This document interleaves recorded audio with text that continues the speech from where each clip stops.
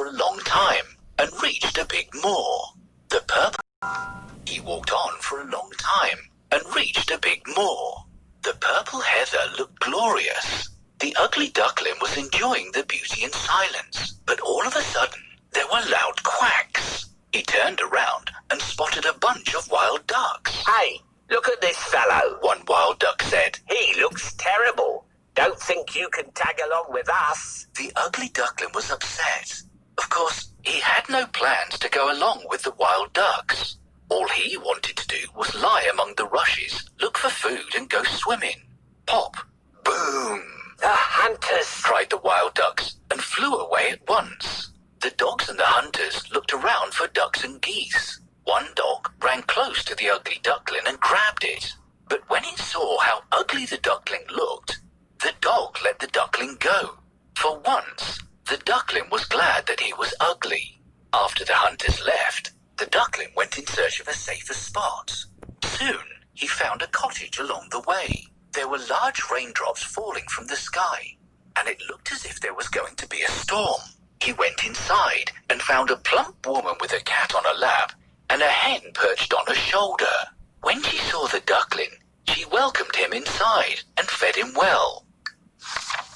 But the cat and hen weren't happy. They wanted the cottage all for themselves. Do you know how to lay eggs? Asked the hen. No, I can't lay eggs, said the duckling. Can you make your hair stand at the end like this? Can you fight with the neighbor's dog? Asked the cat. No, I don't think so, the duckling answered. In that case, we advise that you leave the cottage soon. Our mistress hates useless creatures, said the unkind cat. Goodbye, the hen called out as the duckling went away.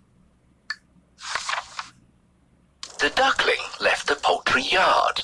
After wandering around for a long time, he reaches the hut where the cat and the hen live. They are the lords of the house and consider themselves superior. Where do you come from, you ugly birdie? You have to know one thing. We are the masters of this place. Yes, and if you want to live here, you have to listen to us. Go and pick all the eggs that were laid by the hen. Help me pick all the eggs.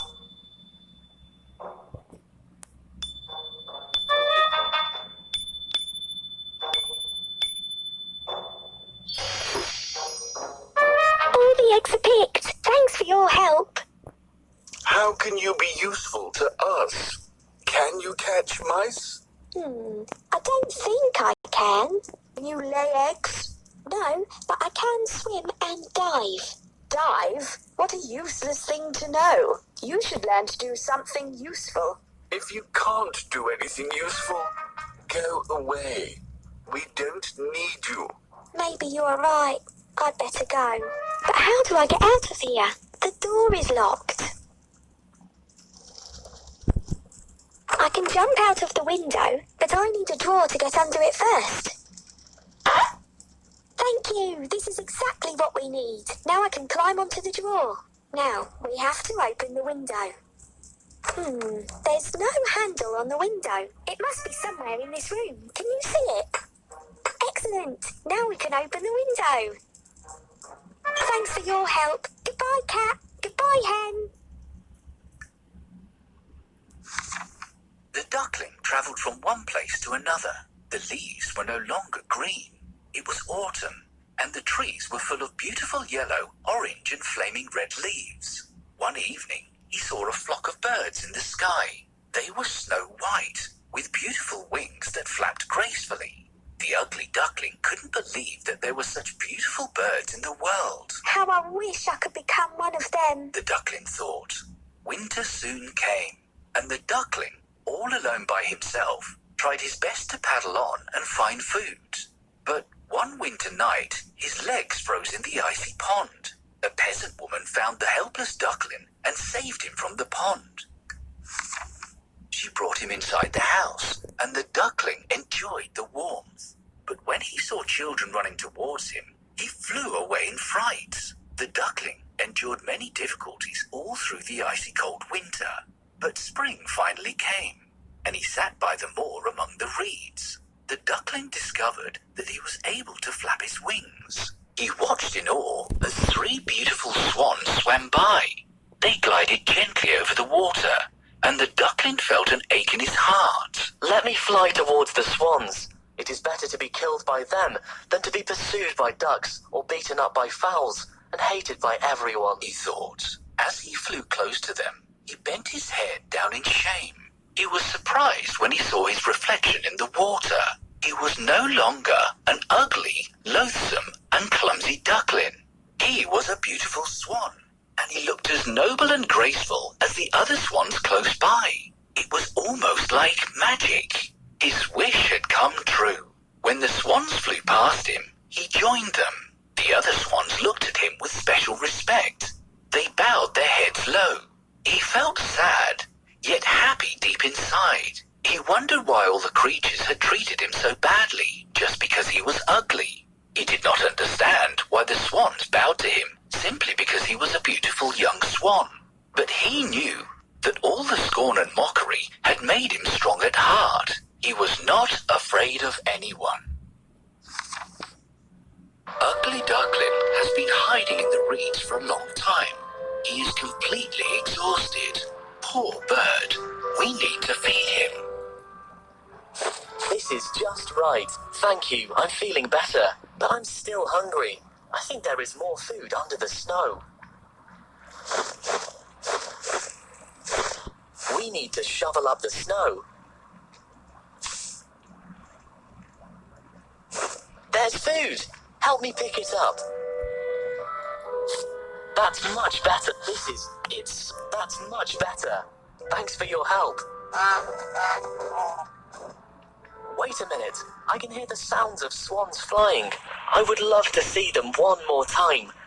Can you help me find the way to them? Help me swim through these reeds.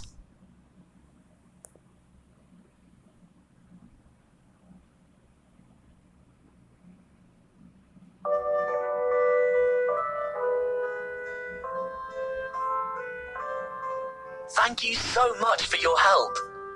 Look, there's a new one among us. Hello, please, what is your name? I'm Ugly Duckling. That's what people call me. Why? You are not a duckling, and most definitely not ugly. You're a swan, and a beautiful one at that.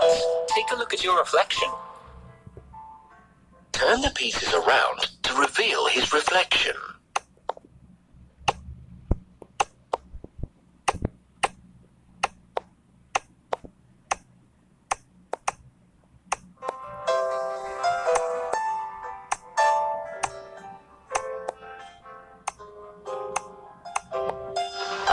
Is that really me? I never thought I would look like a graceful swan. Indeed, you are one of us now. You are welcome to stay in our big, happy family. Thank you so much. Together, the swans flew gracefully and landed in a garden. Little children came running to look at them. Oh, what lovely birds. Said the little girl. The children threw bread and cake crumbs for the swans. The children's mother and father soon arrived. They watched the swans for a while. The new one over there. The children's father pointed. He is the most handsome of all. As the sun shone bright and the flowers rustled in the breeze, the swan decided that life was good after all. He rustled his feathers and curved his gentle neck. He cried in joy as his heart filled up with happiness. I never dreamt that I'd be so happy one day. He thought. I'll not be called an ugly duckling anymore. The end.